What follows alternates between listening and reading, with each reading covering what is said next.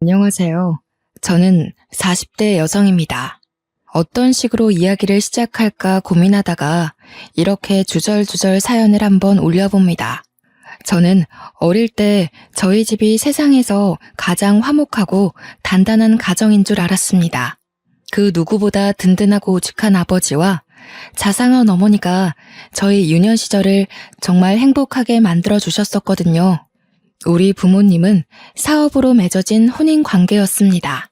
아버지의 사업은 성장하고 있었고 어머니의 외가는 돈이 많았습니다. 두 집안이 결탁하여 아버지의 회사는 날이 갈수록 승승장구하며 안정적이고 거대한 기업이 되었습니다. 우리 어머니는 전업주부로 항상 아버지의 뒤를 내조하며 자리를 지켜내고 계셨습니다. 저희 외할아버지만 해도 사업적으로 머리가 뛰어나신 분이었기에 밑 빠진 독에 절대로 물을 붓는 분은 아니셨어요. 그래서인지 항상 아버지의 성장하는 사업을 보며 투자를 이어가셨습니다. 이렇게 이해관계가 얽혀있는 집안이었음에도 우리 집은 항상 웃음이 끊이지 않았습니다. 물론 겉으로 보기에만 그랬을지 몰라도 어렸던 저는 그게 진짜로 행복이고 사랑인 줄 알고 자랐습니다. 그런데 외할아버지의 투자 실패로 인해 외가가 크게 흔들리게 되었습니다. 외가에서는 당연히 아버지에게 도움을 요청했고 아버지께서도 당연히 외가를 도와주실 줄 알았죠. 그때 저는 인간의 추악함을 알게 되었습니다. 제 나이 고작 14살 중학생일 때였어요. 아버지는 기울어진 외가를 돕지 않았고 오히려 뻔뻔하게 어머니에게 이혼을 요구했습니다. 아버지의 사업은 외가가 아니었으면 결코 이만큼 성장할 수 없었을 거라 했어요. 하지만 아버지는 그동안 진심으로 사랑했던 사람이 있다며 어머니에게 이혼을 종용했죠. 어머니는 외가의 기운과 동시에 알아 누워버린 외조부를 챙기랴 집안에서 바람난 걸 당당하게 밝히며 이혼을 요구하는 남편 사이에서 많은 스트레스를 받으셨습니다. 결국 그 짓눌러 오는 무게를 이기지 못하고 그만 쓰러지셨어요. 이때다 싶었는지 아버지와 오랜 불륜을 저질러 온 아버지의 비서가 집을 찾아와 저에게 어머니에게 이혼을 설득하라 했습니다. 적어도 어머니와 아버지가 이혼을 하면 저는 걷어주겠다면서 새엄마로서 보살핌에 소홀히 하지 않겠다고요. 그게 14살짜리 아이한테 할 말일까요? 당연히 저는 치를 떨었습니다. 가뜩이나 사춘기에 접어들어 예민한 시기에 대놓고 그런 이야기를 해대니 누가 고운 시선을 보낼 수 있겠습니까? 알고 보니 어머니와 결혼하기 전부터 아버지는 비서와 그렇고 그런 사이였다고 하더군요. 제가 가장 충격을 먹었던 건 저보다 나이가 1살 많은 혼외 자식이 있다는 사실이었습니다. 저는 정말 눈앞이 캄캄해지고 머리가 핑 도는 듯한 기분을 맛보았어요. 어머니께서 쓰러져 정신이 없는 와중에도 비서는 집을 찾아와 이혼해달라고 소리를 지르며 악을 썼습니다. 아버지와 비서 사이에는 자식이 둘이나 있었고 호적 정리도 하고 싶고 언제까지 아버지를 숨기며 살아야 하냐며 저를 닥달하기 시작했습니다. 그러길래 누가 불륜을 하라고 했나요? 마치 저에게 본인이 세상 제일 불쌍한 사람인 척하며 이혼을 설득해달라고 하는데 전 도무지 이해가 가지 않았습니다. 그때 한마디 콱 쏴댔어야 했는데 어렵고 배신감에 무기력했던 저는 그들을 무시하는 수밖에 없었습니다. 어머니는 정신이 없는 와중에도 절대 이혼만큼은 못 해준다고 했습니다. 그러자 비서가 찾아와 이혼만 해주면 외가댁에 도움을 주겠다는 선 넘는 발언을 하기도 했습니다. 도대체 자기가 뭐라고 아버지 회사의 자금을 꽉 쥐고 있다는 마냥 그런 이야기를 할까요? 아버지의 지갑이 마치 자신의 허락이 없으면 절대로 열리지 않는다는 듯 그런 소리를 할까요? 어머니는 매일 눈물바람으로 옷을 적셔가면서도 절대 이혼만큼은 못 해준다 했습니다. 어차피 귀책 배우자가 아버지여서 이혼 소송을 해도 소용이 없었죠. 소송 자체가 받아들여지지 않았거든요. 그런 와중에도 어머니는 상간녀 소송을 걸었습니다. 이혼은 하지 않아도 위자료는 끝까지 받아내겠다는 집념이 보이는 행동이었습니다. 당연히 승소했고 그 위자료는 외가로 넘어가게 되었죠. 저는 어머니가 참으로 대단하다 생각했습니다. 저라면 10수년을 배신한 남자를 죽이고 싶을 정도로 증오할 텐데 어머니는 이성적으로 행동하셨거든요. 외가는 이리저리 다른 가족들에게 도움 요청을 했고 급한 불을 끄자 어머니에게 절대적으로 집안일에 집중하라 했습니다. 그런데 그런 어머니를 두고 아버지는 비서랑 살림을 차려 나가버리셨습니다. 이제 더는 숨길 게 없다는 사람처럼 대놓고 말이죠. 저는 커다란 집에 어머니와 둘만 남았습니다. 언제고 부엌에 있는 식탁에서 온 가족이 화목하게 웃으며 식사를 하고 거실 TV로 스포츠 중계를 보면서 서로 응원하는 팀이 이기길 바라고 했던 그 추억이 짓밟혔어요. 물론 아버지는 저까지 내팽겨치진 않았습니다. 가끔 저를 불러다가 밥을 사주시기도 하고 선물을 사주시기도 하며 저와의 관계는 유지하려 애쓰셨습니다. 하지만 어머니에 대한 이야기는 꺼내지도 않으시고 신경도 쓰지 않았기에 저는 그런 아버지를 원망했고 늘 복수심을 불태웠습니다. 그렇게 혼인 관계만 유지한 별거 생활이 아주 오랜 시간 이어졌습니다. 제가 대학에 입학했을 때도 저에게 대학 등록금을 주시면서 슬쩍 운을 떼셨죠. 이제 너도 성인이니 슬슬 부모의 도움이 필요치 않은 나이 아니니? 결국 어머니에게 이혼을 설득해달라는 말이었습니다. 저는 전혀 이해하지 못한 척 다른 이야기를 했고 아버지는 매우 탐탁치 않아 하셨지만 저에게 더 이상 그런 요구를 하지 않으셨습니다. 다만 저에게 주신 등록금이 아까웠는지 주절주절 대학 생활을 잘해야 된다, 성적을 유지하라면서 잔소리를 하셨습니다. 그 잔소리를 듣는 내내 저는 다음엔 등록금을 받지 말아야겠다고 생각할 정도였어요. 그렇게 한참을 혼자 떠드시다 바쁜 일이 있다며 카페 밖으로 나가신 아버지의 뒷모습을 빤히 보고 있는데 혼외자식과 비서가 와서 아버지 양팔에 팔짱을 끼고 사라지더군요. 얼마나 어이가 없었는지 모릅니다. 솔직히 속으로는 초라한 마음까지 들더라고요. 내 아빠인데, 내 부모인데 저 혼외자식들은 하하호호 웃으면서 행복하게 지내는구나. 그런 못된 생각 있잖아요. 저는 그들을 잊으려고 애썼습니다. 어머니께서도 저에게 몇 번이고 말씀하셨죠. 제가 잘 되어서 그들에게 복수를 해야 된다고 하셨어요. 어머니의 복수에 이용될 마음은 없었지만 적어도 제 안에 끓어오르는 배신감만큼은 꼭 맛보게 해주고 싶었습니다. 그렇게 불같은 대학 생활을 잘 끝내고 졸업을 한 뒤 저는 무조건 대기업에 입사를 한다는 생각으로 취업 준비를 했습니다. 취업 준비를 하는 내내 정말 많은 자격증 시험을 보고 준비하고 대학 입시보다 훨씬 더 치열하게 준비한 것 같습니다. 저는 소원하던 대로 대기업에 입사를 했고 신입이라는 타이틀을 달고 이리저리 발로 뛰며 선배들의 예쁨을 받아가며 일을 열심히 했어요. 하루라도 빨리 승진하고 싶은 마음에 일거리를 기웃거리며 나서서 일을 하기도 했죠. 차라리 바쁜 것이 행복했습니다.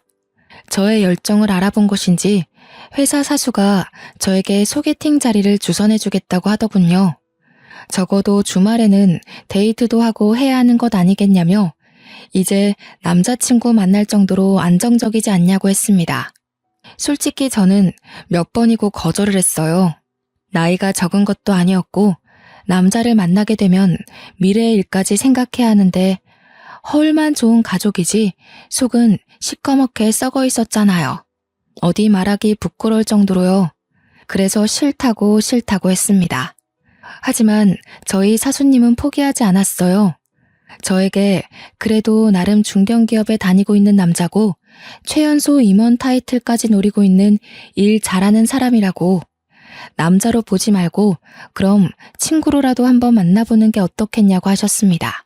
저는 그 말에 조금 혹했어요. 일에 깐깐한 사수가 일 잘하는 사람이라고 칭찬을 할 정도면 배울 게 많을 거라는 생각도 당연히 들었고요. 저는 그럼 친구로서 만나보고 싶다고 이야기를 전했고 사수는 잘 생각했다며 바로 나를 잡았습니다. 그런데 그 소개팅남이 우리 아버지 회사에 다니는 사람이었던 거예요. 저는 처음부터 벽을 세우고 그 사람을 대하기 시작했습니다. 하지만 그 사람은 저에게 첫눈에 반했다고 했어요. 몇 번이고 끈질기게 저에게 데이트 신청을 했고 매번 매너 있는 모습으로 저를 대해주곤 했습니다. 결국 10번 치고 안 넘어가는 나무 없다고 저는 그에게 마음을 열게 되었습니다. 남자에게 그 회사가 우리 아버지 회사라고 입 밖에 꺼낸 적은 단 한 번도 없었어요. 솔직히 결혼에 대한 확신이 없는 상태에서 제 모든 걸 이야기하고 싶지 않았거든요. 하지만 대충 저희 집에 대한 사정은 알고 있었습니다. 아버지께서 바람을 펴서 지금은 같이 살고 있지 않는다는 점, 혼외 자식이 둘이나 있다는 사실 같은 것들 말이에요. 하지만 그는 저희 집안 사정에 놀라지 않고 오히려 저를 위로해 주었습니다. 그렇게 한 해, 두 해 지나고 저희는 30을 간 넘긴 시점에 결혼을 하기로 약속을 했습니다. 우리 어머니께서는 아버지에 대한 나쁜 기억 때문에 저에게 결혼을 하지 말라고 했었어요. 하지만 남편의 성실한 모습을 몇 해 동안 지켜보시고 나서는 결혼 정년기가 지나기 전에 결혼식을 올리기를 원하셨습니다. 불륜 사건 이후 피폐해진 어머니께서 어느 정도 마음을 회복하신 것도 오롯이 남편의 지극정성 덕분이었거든요. 매 주말마다 저와 데이트할 시간도 모자란데 어머니를 모시고 근교에 바람도 쐬러 가고 산의 진미를 맛보게 해드리기도 했고요. 명절이고 생신이고 기념일이고 할 것 없이 어머니를 참 잘 챙겨주었습니다. 본인 부모님이 평생을 그리 사셨다며 처가댁에 무조건 잘하는 게 목표라고 했습니다. 당신이 얼마나 힘든 가정 환경에서 자랐는지 알고 있어. 하지만 이거 하나만큼은 약속할게. 평생이 지나도 내가 바람을 피는 일은 없을 거야. 살면서 무수히 많은 시련이 닥치겠지만 그때마다 당신과 함께 일어나고 싶어. 저희는 그렇게 양손에 반지를 끼웠어요. 서로를 평생의 반려자라 생각하며 살자고 절대로 한눈 팔지 않고 서로만 바라보기로 약속을 했습니다. 그렇게 결혼 준비를 시작하니 생각보다 더 녹록치 않은 현실이 다가오더라고요. 서울의 집값은 너무 비쌌고 다행히 대출이 넉넉하게 나오는 회사에 재직하긴 했지만 그래도 이자에 대한 부담은 어쩔 수 없었죠. 한번 고비를 겪고 다시 일어난 외가에서 저에게 도움을 주겠다고 하셨어요. 기쁜 마음으로 받으려고 했는데 순간 이름만 아버지인 사람이 괘씸하게 느껴지더라고요. 딸이 결혼하는지도 모르고 혼외 자식들을 끼고 행복하게 살고 있을 아버지요. 처음에는 아버지에게 알리지 않고 결혼을 할 생각이었습니다. 솔직히 아버지 혼자 제 결혼식장에 올 거라고 생각하지 않았기 때문이었어요. 분명 그 비서와 혼외 자식도 가족이라며 뻔뻔한 얼굴을 하고 들이밀 것 같았거든요. 저는 제 결혼식이 그렇게 남들 입에 오르락내리락 하길 바라지도 않았고요. 거기다가 이제서야 겨우 마음의 안정을 찾은 어머니에게 다시 한번 화를 돋우게 하고 싶지 않았어요. 하지만 집이라도 하나 얻어내야 마음이 편할 것 같더라고요. 나와 어머니를 두고 뻔뻔하게 두 집 살림을 하고 있는 아버지에게 돈이라도 뜯어내고 싶었습니다. 그래서 아버지에게 결혼할 사람이 있다고 결혼 약속을 했다고 연락을 드렸어요. 그러자 당장이라도 만나고 싶다며 약속을 잡자고 하시더라고요. 저는 남편 될 사람에게 이 사실을 알렸고 그이는 걱정하지 말라며 한번 만나보자고 했습니다. 약속 시간이 다가오자 솔직히 긴장이 되긴 하더라고요. 아무리 남보다 못한 사이로 지내고 있다고 해도 아버지는 아버지니까요. 제 예비 신랑에 대해 어떤 트집을 잡을지 몰랐으니까요. 그런데 저는 예상 밖의 일에 너무나도 깜짝 놀라고 말았습니다. 아버지만 나오는 줄 알고 긴장하고 있었는데 비서와 혼외 자식 둘 다 자리를 차지하고 있었어요. 저는 기겁을 했죠. 물론 예비 신랑도 대놓고 티는 못 냈지만 어이가 없었는지 탄식을 내뱉었습니다. 오랜만이네. 그동안 연락도 없고 어떻게 살았는지 궁금해서 나와봤어. 결혼을 한다고 하는데 새엄마도 당연히 인사를 해야지. 저에게 뻔뻔하게 새엄마라는 단어를 입에 올리는 그 여자의 주둥이를 정말 찢어버리고 싶었습니다. 저는 주먹을 꽉 쥐고 부들부들 떨었어요. 그러자 예비 신랑이 제 손을 꽉 잡아주었습니다. 혼의 자식 둘은 눈치가 있는지 그나마 아무 말도 하지 않고 가만히 자리를 지키고 있었는데 그 비서라는 여자는 쉴 새 없이 떠들더군요. 우리가 호적으로 묶여 있었으면 내가 혼주석에 앉아서 입장까지 편하게 지켜봤을 텐데. 정말 아쉽다. 혼주석? 미친 거 아니야? 어흠. 어른한테 그게 무슨 말버릇이냐. 우리 엄마가 뻔히 눈치켜 뜨고 쳐다보고 있는데 어디 불륜의 씨앗들까지 데리고 나와서 이 소란을 일으켜요. 아빠야말로 정신 차리고 사세요, 제발. 불륜의 씨앗이라니. 그럼 당신네들이 불륜이지 뭡니까? 법적으로 저 자식들이 우리 아빠의 호적에 입적되어 있나요? 나랑 형제자매 사이가 맞습니까? 아무리 내가 등본을 떼어봐도 나한테 형제는 없는데 말이죠. 예, 네가 어떤 마음인지는 알겠지만 아무리 그래도 피를 나눈 사이에 너무한 거 아니니? 어쩜 날이 갈수록 점점 더 뻔뻔해지세요? 우리 엄마한테 이혼을 종용하던 그때가 아직도 기억에 선합니다. 그런데 뭐가 어쩌고 어째? 새엄마? 혼주석? 정신이 나간 거 아니고서야 맨정신으로 그딴 소리랍니까?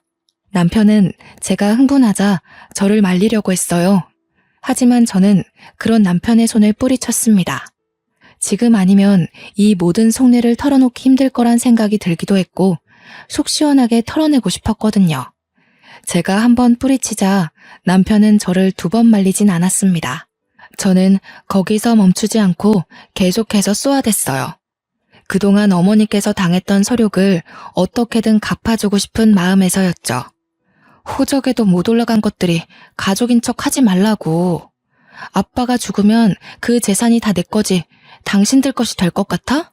그러자 비서도 혼의 자식도 도끼 눈을 뜨고 저를 바라보더라고요. 아버지만 눈을 동그랗게 뜨고 저를 바라보셨어요. 저는 그들을 향해 비웃음을 날려주었죠. 딱 그 정도 관계란 말입니다.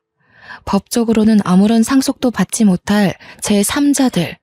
그게 당신네들의 자리라고요. 알겠어요? 그러자 비서가 서럽다는 듯이 엉엉 울기 시작했어요. 아무 말도 못하고 도리어 부들부들하던 아버지의 혼의 자식들도 마치 본인들이 세상에서 가장 불쌍한 사람들인 것 마냥 행동했습니다.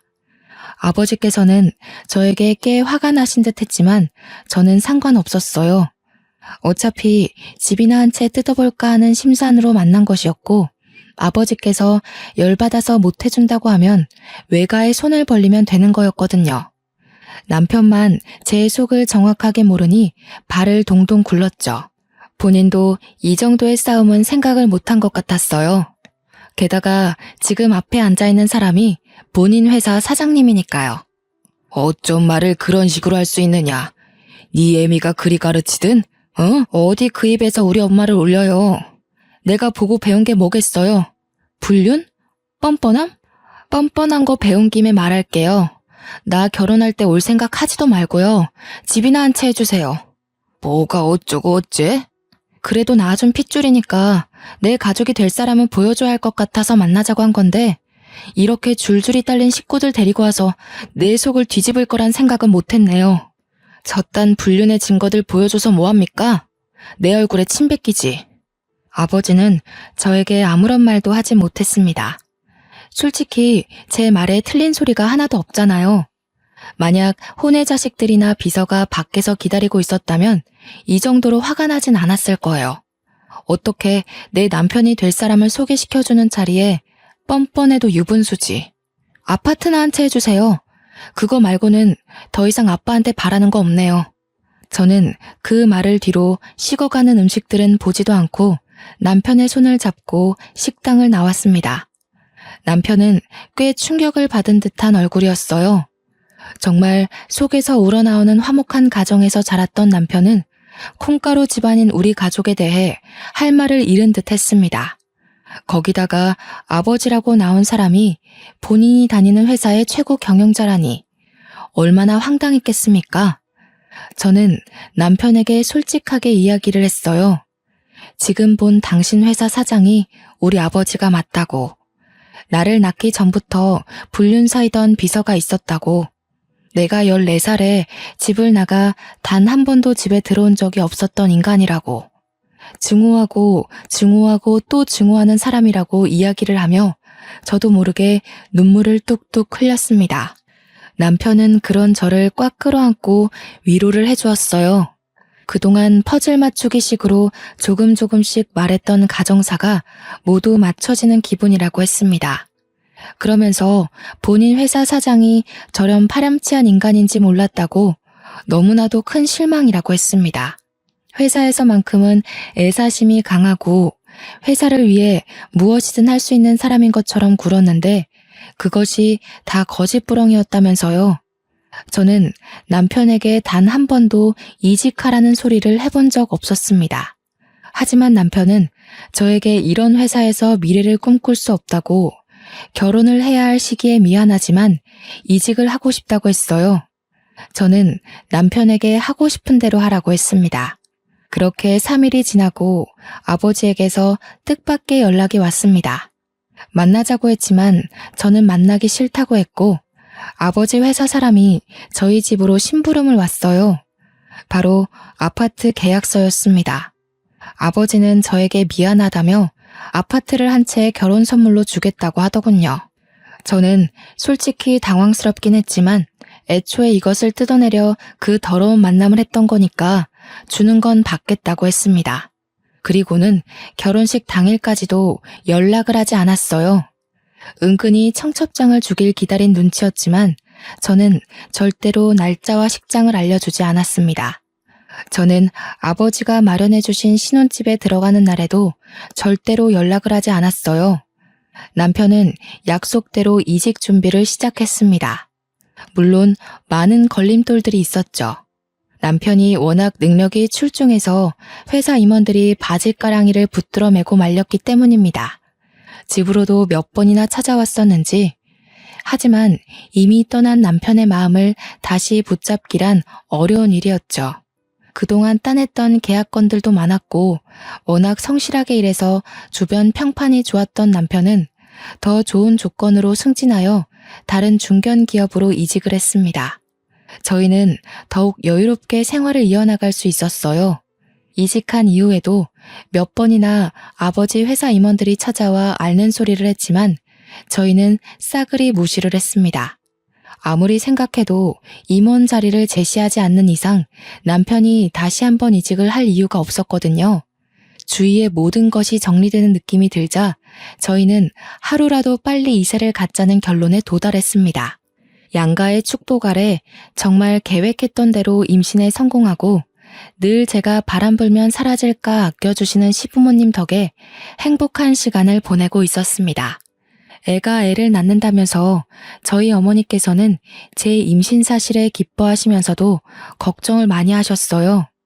하지만 저는 보란듯이 순산을 했고 어여쁜 공주님을 낳았습니다. 다니던 회사는 육아휴직을 내었고 육아에만 전념하게 되었죠. 그렇게 육아를 도와주러 오신 어머니와 합가를 하게 되었습니다.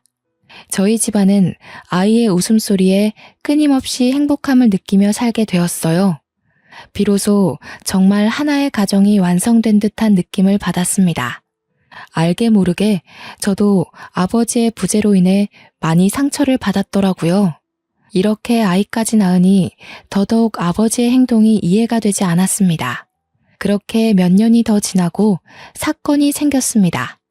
아버지의 회사에서 남편이 일하고 있던 파트에 문제가 생겼는데 남편이 도맡아 하던 직책이라 아버지의 회사에서 남편을 애타게 찾는다는 것이었어요. 집이며 회사며 몇 번이고 찾아와 좋은 자리를 줄 테니 이직을 생각해달라고 했다고 하더라고요.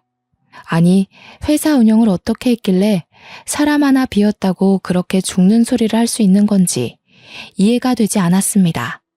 남편은 좋은 자리라는 말에 꽂힌 듯 싶었어요. 임원 자리를 내어주겠다는 소리로 들렸거든요. 결국 회사 임원들로는 설득이 안 되겠다 여겼는지 아버지께서 어느 날 집으로 찾아오셨습니다. 집에서 육아를 도와주고 계시던 어머니와 눈이 마주치자 무척이나 당황하신 듯 싶었지만 저희는 지은 죄가 없으니 당당했죠. 아버지께서는 결국 남편에게 아쉬운 소리를 잔뜩 늘어놓으셨습니다. 저는 이때가 기회라고 생각했어요. 그럼 임원 자리라도 주시고 스카우트 하셔야 하는 거 아닌가요? 다시 이직만 해준다면 내가 이사 자리를 내어주겠네. 우리 회사에 꼭 필요한 사람인 걸 내가 몰라서 이러겠나.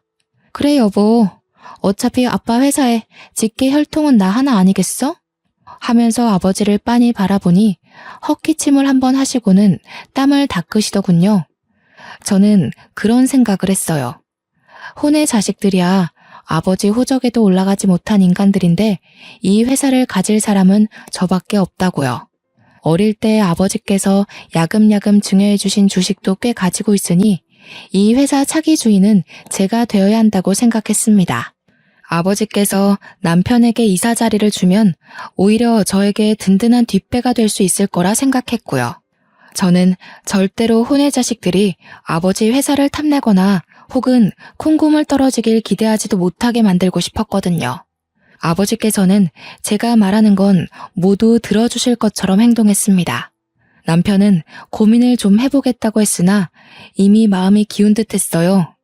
아무리 좋은 조건의 회사를 다니고 있다고 해도 중견기업 이사 자리가 쉬운 게 아니잖아요. 아버지가 긍정적으로 생각해 주길 바란다며 아쉬운 소리를 하시고 나가시자 어머니와 저는 남편을 설득했습니다. 우리 딸 말도 틀린 게 없네 이서방. 어차피 저 인간의 호적의 하나뿐인 자식이고 혹여라도 저 인간이 잘못되기라도 하면 그 불륜의 증거들과 싸워야 할 수도 있네. 물론 법적으로는 우리 쪽 지분이 많긴 하지만 그래도 자네가 임원 자리를 차지한다면 훨씬 수월하겠지. 내 생각도 마찬가지야.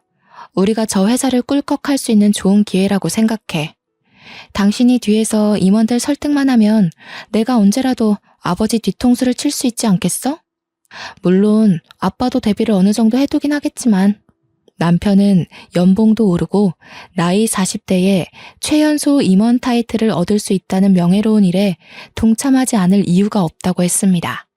이직을 하겠다고 마음을 먹으니 그 뒤로는 아주 일사천리로 술술 풀렸죠. 남편은 성대한 환대를 받으며 다시 아버지의 회사 임원 자리를 차지했고 연봉도 엄청나게 올려받을 수 있었습니다.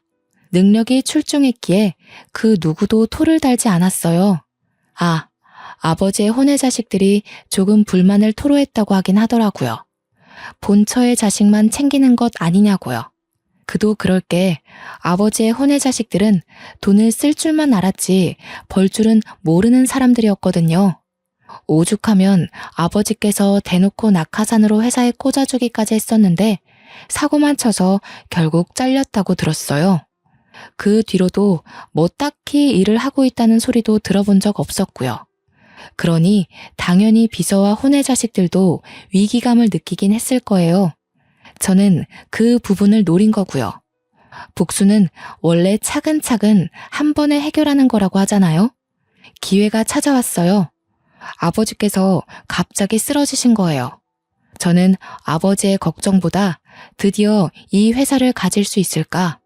아버지에게 어떤 복수를 해야 어머니의 마음이 시원해질까 하는 생각을 하게 되었죠. 그런데 생각보다 일은 더 심각했어요. 아버지의 병명은 췌장암이었고 손쓸 수 없이 악화되었을 때 발견이 된 거예요. 병원에서도 연명치료 말고는 더 이상 해줄 게 없다면서 3개월 시한부를 선고했다고 했어요. 그러자 아버지는 본색을 드러내기 시작했습니다. 내 이야기는 이미 사위를 통해 들었겠지만 나에게 남은 시간이 별로 없다. 의사놈이 3개월 살 수 있을 거라 하더군. 그래서 내가 슬슬 정리를 시작하려고 한다. 회사는 어떻게 하실 건데요? 저는 솔직히 저를 직접 찾아온 아버지에게 조금의 기대를 했어요. 아무리 그래도 호적상 존재하는 유일한 자식이고 저를 25년이 넘는 세월을 어머니와 함께 방치해뒀으면 마지막 유종의 미는 제대로 거둬야 한다고 생각했죠. 하지만 제 예상과 달리 아버지는 뻔뻔함의 극치를 넘어선 파렴치한이었습니다. 내가 가진 주식 중의 일부를 너에게 증여하기로 했다. 하지만 회사는 안 돼.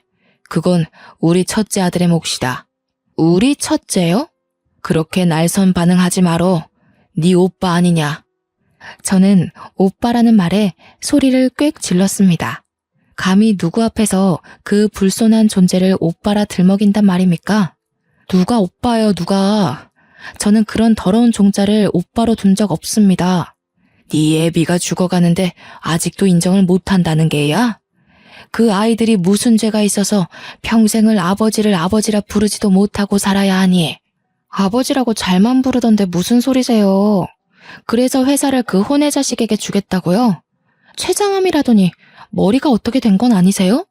아버지는 제 말에 뒷목을 잡으시며 뒤로 넘어가는 신용을 하셨습니다. 일어서는 저에게 끝까지 회사를 탐내지 말라면서 주식이나 줄 테니 먹고 떨어지라는 식으로 말씀을 하시더군요. 저는 정말 이해할 수가 없었습니다. 아무리 그래도 어머니와 저와 함께 살 부대끼며 살았던 시간들이 있는데 어찌 혼의 자식만 챙길 수 있는지요. 거기다가 제 남편은 아버지의 간곡한 부탁으로 이직까지 해서 회사 일을 돕고 있는데 세상 물정 모르는 망나니 같은 인간에게 회사를 물려준다는 게 말이나 됩니까? 동네 구멍가게도 아니고 중견기업식이나 되는 회사가 그렇게 주먹구구식으로 운영이 되어도 되는지 의문이었습니다. 아버지에게 혼의 자식에게 회사를 물려주겠다고 선언한 이후 저와 어머니의 휴대폰으로 비서와 혼의 자식들의 경거망동한 문자가 도착하기 시작했습니다. 그렇게 불륜불륜 노래를 부르더니 꼴 좋다는 식의 문자 메시지들이었습니다. 결국 회사를 물려받을 건 본인들이고 저희는 닭 쫓던 개 지붕 쳐다보는 꼴 됐다면서요. 어찌나 신이 나 보였는지 저한테 비아냥거리는 연락을 해대는데 기가 차더라고요. 그렇게 혼의 자식이라고 무시하고 하등생물 취급하더니 아주 꼴 좋다. 그러길래 진즉 아버지한테 잘했어야지. 우리가 회사 물려받아서 속에서 천불나겠네. 어쩌냐? 지금이라도 곱게 우리가 가족이라는 걸 인정한다면 콩고물 정도는 챙겨줄 수 있는데. 하지만 제가 바보도 아니고 그걸 그냥 손 놓고 지켜만 보고 있었을까요? 저는 아버지가 돌아가시면 준비했던 모든 것을 터뜨리기 위해 숨어 있었을 뿐이었습니다. 아버지께서 어릴 적부터 제 생일이나 크리스마스, 어린이날 같은 기념일마다 야금야금 증여해 주신 주식이 있었다고 했잖아요. 제가 가진 주식에 어머니께서 결혼할 때 받으셨던 주식, 그리고 남편이 임원일 하면서 상여금으로 받은 주식과 틈틈이 모든 지분들까지 모두 모아보니 꽤 되더라고요. 하지만 그만큼으로는 솔직히 최고 경영자 자리를 차지하기엔 어림도 없었죠. 그럴 때 구세주처럼 저희 외가가 등장했어요. 아버지께서 외가가 휘청거릴 때 한 푼도 도와주지 않고 오히려 바람난 사실을 당당하게 알리면서 어머니에게 상처 주었던 걸 계속 칼 갈고 계셨더라고요. 외가에서는 저에게 가진 주식 모두를 증여해 주셨습니다. 이날만 기다리며 틈틈이 주식을 모았다고 하셨어요. 아버지에게 복수하겠다는 일념으로 차명으로 모은 주식까지 어마어마하더라고요. 무려 주주총회를 열어서 대표를 해임시켜버릴 수 있을 정도로요. 하지만 그걸로는 준비가 조금 부족했죠. 주주총회를 열었을 때 아버지의 편을 드는 사람이 하나도 없을 리가 없잖아요. 무려 평생을 일군 회사인데 당연히 임원들은 아버지의 편이었겠죠. 그래서 남편이 발에 땀나도록 뛰며 임원들을 본인의 편으로 돌리기 시작했습니다. 꽤 오랜 시간 아버지와 함께 일했던 사람들은 아버지의 불륜을 모두 알고 있었지만 새롭게 우리 남편이 저의 짝지라는 것도 알게 되었어요. 그러자 내부에서도 반반씩 갈리기 시작했습니다. 불륜의 씨앗을 후계자로 인정을 해줘야 한다. 아니다. 그래도 하나뿐인 딸이 얼마나 고생하며 컸는데 호적상 친자에게 주는 것이 맞다. 반반씩 의견이 갈리자 저희는 승산이 있다고 생각했습니다. 그러는 와중에도 혼의 자식과 비서는 계속해서 자기네들이 회사의 주인이 된 것 마냥 굴었고요. 회사에 자리도 없음에도 자꾸 찾아와서 갑질을 한다는 소문까지 들었습니다. 지금이 바로 판을 뒤집을 때라고 생각했어요. 그렇게 2개월이 조금 지난 시점 아버지께서 돌아가셨습니다. 솔직히 하나도 슬프지 않았어요. 예전의 추억을 떠올리며 그를 회상하기에는 아주 작고 초라한 어린 시절의 기억뿐이었으니까요. 장례식장에는 당연히 혼의 자식과 비서가 자리를 차지하고 있었는데 저는 그들을 끌어냈습니다. 법적으로 상주가 될 수 있는 사람은 저의 남편이었으니까요. 그들은 끝까지 애도도 못하게 하는 거냐면서 울부짖었지만 이미 냉정해진 저는 그 사람들에게 일말의 관심도 주지 않았습니다. 당연히 아버지 장례식장에 이름이 올라간 사람은 어머니와 저, 그리고 남편이었죠. 그들에게 끝까지 보여주고 싶었습니다. 너희는 가족이라고 이름도 올릴 수 없는 제3자일 뿐이라고요. 그리고 변호사와 함께 유산을 차곡차곡 정리했습니다. 아버지께서 주식은 저에게 주되 회사는 혼의 자식에게 주겠다고 했잖아요. 그게 바로 저에게 힘을 실어주는 일이 되었죠. 장례가 끝나자마자 저는 주주총회를 열었습니다. 이미 혼의 자식이 내정자가 된 듯한 판도를 모두 엎어버렸습니다. 제가 가진 주식들의 남편의 물밑 작업, 그리고 외가의 도움까지 모두 한 방에 터뜨려버렸죠. 당연히 혼의 자식은 취임식도 하지 못한 채 빈털터리로 회사에서 쫓겨나게 되었습니다. 주주총회에서 해임이 결정되고 불복하지 못하고 끌려나가는 와중에도 저에게 욕설을 뱉어내는 게 그 꼴이 퍽이나 우습더군요. 저는 다음 최고 경영자는 전문 경영인을 두겠다고 했습니다. 주주들도 당연히 저희 남편을 예상했던 것 같지만 저와 남편은 전문 경영인에게 맡기는 것이 좋겠다는 결론을 내었죠. 아버지의 회사가 번듯하게 남아있길 바래서라기보다는 제가 가진 주식값이 떨어지질 않길 바래서라고 할까요? 가진 주식으로 들어오는 배당금만 해도 꽤 쏠쏠했거든요. 혼의 자식들은 그 흔한 주식 일주도 없는 인간들이었고요. 거기다가 지분까지 없으니 얼마나 속이 탔을까요? 법적으로도 유일한 자식이 저이니 아버지의 이름으로 된 재산은 모두 어머니와 제 몫으로 떨어졌습니다.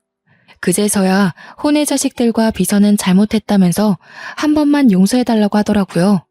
사모님, 제가 잘못했습니다. 제가 돈에 눈이 멀어서 욕심을 냈어요. 그냥 죽은 듯 조용히 살 테니 저희 가족 먹고 살 만큼만 떼어주세요. 제발 간곡히 부탁드립니다. 우리 애들 아버지를 아버지라 부르지도 못하고 컸어요. 제발 자비를 베풀어 주세요. 네? 아버지를 아버지라 잘만 부르던데 어디 이제 와서 뻔뻔하게 얼굴을 들이밀어? 그 인간이 살아생전에 저치들에게 건물 하나씩 증여해준 걸 몰라서 이러는 줄 알아? 욕심내지 않겠다더니 아주 욕심이 그득하구만. 죄다 불법 증여된 걸로 알고 있는데 세무조사 한번 받으시죠. 남편도 지지 않고 쏘아대 주었습니다. 그들은 그제서야 모든 걸 포기하고 도망가 버렸어요. 보험금이라도 나눠달라고 연락이 왔지만 세무조사를 들먹이니 번호도 바꿔버리더라고요. 어찌나 고소했는지 모릅니다. 복수는 복수를 낳는다고 솔직히 앞으로의 일이 걱정되지 않는다고 하면 거짓말이겠죠. 모든 걸 잃은 사람들이 비열한 짓을 두 번은 못할까 싶기도 하고요. 하지만 저희 가족은 모두 이겨낼 자신이 있습니다. 추운 겨울이 지나면 따뜻한 봄이 다가오잖아요. 아버지의 죽음은 예상하지 못했던 급작스러운 일이긴 했지만 살아계셨어도 언젠가 저는 똑같이 주주총회를 열고 회사를 분산시켰을 거예요. 그 뜻은 절대로 변하지 않을 제 숙명과도 같은 것이었으니까요. 하루하루 커가는 딸을 보면서 이 예쁜 아이를 눈에 넣어도 아프지 않을 아이를 두고 어떻게 다른 가정을 차렸는지 이해를 더욱 할 수 없게 되었습니다. 남편과 저는 평생 동안 이 일을 잊지 않고 살기로 했어요. 인과응보를 늘 마음속에 담아주고 평생을 함께 할 겁니다. 우리 어머니는 복수가 속 시원했는지 정말 편해진 얼굴로 저희 아이를 봐주시고 계세요. 덕분에 저와 남편은 각자의 자리에서 열심히 일을 하고 있습니다. 아버지의 회사는 전문 경영인 체제로 바뀌면서 더욱 성장세를 보이고 있고 제 통장도 두둑해지고 있는 중이죠. 앞으로는 마음의 모든 짐을 털어내고 행복만 생각하고 살겠습니다. 날이 점점 추워지네요. 겨울이 지나고 모두에게 봄이 찾아오길 바라겠습니다. 감사합니다.